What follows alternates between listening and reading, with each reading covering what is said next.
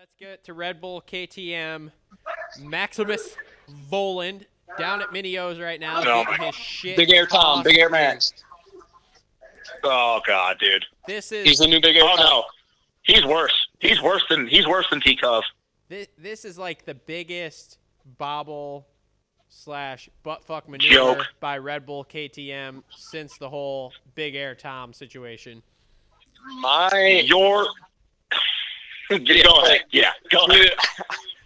I'm just thinking of the intro video that they had of them all out there riding the track. Yeah. I mean, you guys have heard me say it before. When I'm first watching these new guys, I really watch to see how they go through the whoops and see how they get through those things. Garbage. So slow. Garbage. He was just bouncing off them, and we know he's already fucking scared of the whoops because of straight rhythm. Dude, he looks so stiff. He looks absolutely like he looks like a wooden board out there. He just does not look comfortable at all. Not, like, honestly, that's scary. If you're not comfortable on a Supercross track, man, like, that could be bad. And then let's talk about the debacle that's going on down at Mini O's right now. Oh God, another can of worms. Go ahead. You're a factory KTM 250 rider, and you're Mini O's on a rinky-dink turd of a so-called Supercross track that we could make better, a more technical track in Travis's backyard, and you can't even muster up a top 10. Bro, that's not even it's not. I don't know why they call it Supercross. Okay, that is just a tame down small motocross track. Okay. And while we're on the topic of Mini O's and KTM's, I saw the Master Pool boys were there, and they both didn't even win. Yeah, well, they were struggling, but at least they did better than he did. Levi Kitchens is cleaning up on everyone right now and making them look dumb. Yeah, Kitchens is dude, I can't wait for him to go pro. Yeah, I can't wait for him to go pro. But yeah, Max Vohland, like, dude, you know what this kind of reminds me of? This kind of reminds me. Y'all remember when Mike Mosman, like when he was doing the arena cross and he was struggling really bad and was not even making mains when he first did a couple Supercrosses? This reminds me of this, but worse. I don't get it, and it actually makes me sad because in listening to Main Event Moto all the time and kind of following it a little bit, like the plan that was set out by his group, mostly his dad and his uncle or whatever, for him to come up and go pro, I was like, wow, this is great. This is almost like like what Deegan's doing of like, look, we're not going to rush this. We're not going to go pro before we should, and we're definitely not going to do Supercross before we should.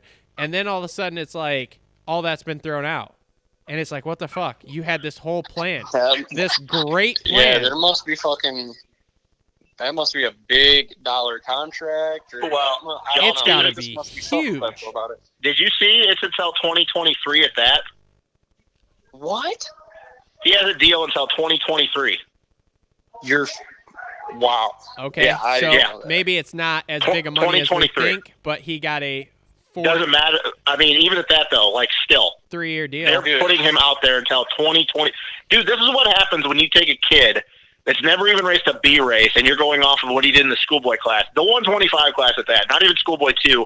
Like, who do they think Max is? Like, he's not Stu. Like, it's like when Stu won the schoolboy classes back in 2001, and then the next year he bumped up to A class and dominated. Like, this isn't that situation because this kid. B class guy. Like, this is like. How bad do you think this is going to look on KTM's part? And I don't think he's looking terrible, but let me also be clear. I think that he will make mains, like no matter what coast. I think he's on the edge, dude. He's coming through the LCQ. Oh yeah. Well, my point is how bad do you think this is going to make KTM look if he goes out there and he's literally a 15 to 18 kid every fucking race? See, this is what confuses me too. Is how do you go from you've had 2-3 years of TLD KTM not really doing anything. You drop that entire fucking team. You literally just pull the rug out from underneath them. And then have the same thing. Take it in-house, and then instead of hiring someone like Hartraft or something, who is capable of doing at least something, you bring in this kid who hasn't even raced an A-class race. Like, what are you doing? I don't understand. And then you only have one rider, which that's a whole nother can of worms that we don't even need to get into. And, I mean, it makes me scratch my head and just go, what the hell are you doing? Dude, I'll maybe tell you they're this right setting up, now. like, I three bet tiers or something. He's on the top tier, and then he's going to get demoted to gas. I'll tell you this right now. I bet you Kevin beats him in the points. That wouldn't surprise me either. From what I saw, Kevin's faster than Vohland is on a Supercross track. He's faster than him. Like, 'cause I don't know if you from Travis, any footage have I've watched those seen, videos. yes. What's up? Any footage I've seen, yes, I agree with you. Yeah, Kevin beats him. Like, and obviously that's not me talking bad about Kevin. That's saying how good Kevin is riding. But that's the thing, though.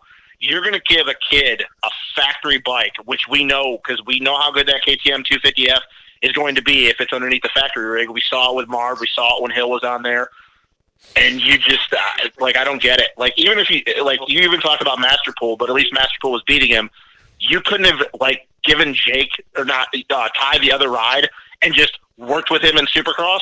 Like, no, you just want to go with a 16-year-old kid that's not even proven A rider. Like, I just don't get it. This is going to be the biggest waste of time ever.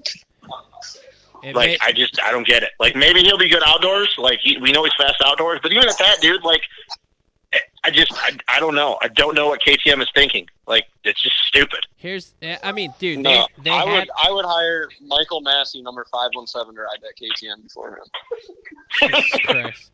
Like, they had an opportunity there with him to have literally a superstar who could dominate with the trajectory he was on coming up through the amateurs, and then you just threw the whole thing out the window to rush him into Supercross. Yeah, you ruined that kid's career already before it started. Like, he's going to be so mentally screwed up for the first couple of years. I was going to say, at least he's got 3 years, so maybe by the third year he'll kind of figure it out, and it'll be okay, and then he can continue to get rides, and he won't just get shit out the back end and forgotten about like a lot of these kids who have come through the KTM and Husky in the last few years here. But still, I'm nervous for a kid that had a bright future, and now I think it's bad.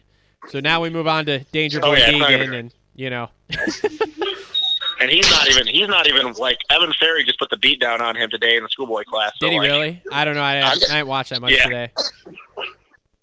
Evan, I gotta imagine there's a lot of pressure over there too. Oh, for sure. Yeah, I don't know. Whatever. I don't know. But, makes me scratch my head. Let's kind of stay on the. Oh, go ahead. I was about to say stay on the Austrian oh, brand, yeah, and let's let's move on to the white.